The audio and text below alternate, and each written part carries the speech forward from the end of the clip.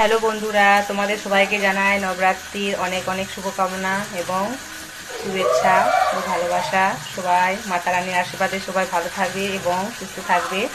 তো আজকে কে কে ফার্স্ট আছো অবশ্যই কমেন্ট করে জানিও। তো যেহেতু আমাকে বাইরে থাকতে হয়, তো ওই জন্য আজকে আমিও নবরাত্রির প্রথম দিন আজকে, তো আমিও ফার্স্ট রেখেছি আর আমার হাজব্যান্ডও রেখেছে। আমরা তিনজনেই আছি ফার্স্ট। তো এখন ফার্স্টের জন্য নাস্তা বানাচ্ছি। দেখো, এই যে এখানে আলু বানাচ্ছি। এখানে ফার্স্টেতে সব সিদ্ধ আলুটা সিদ্ধ করে এরকম একটু ঘি দিয়ে জিরে লঙ্কা টমেটো দিয়ে একটু এটাকে ফ্রাই করে খায় ব্রতেতে।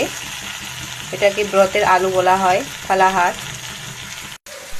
এখানকার বেশিরভাগ মানুষই এরকম করে বানিয়ে আলু সিদ্ধ করে এরকম করে ব্রতে খায়।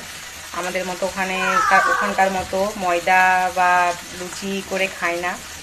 তো যেহেতু আমাকেও বাইরে থাকতে হয়, তার জন্য আমাকেও এখানকারই ইচ্ছা, জরুরি নয়, মন মন ইচ্ছা থাকলে করো, না ইচ্ছা থাকলে না করো।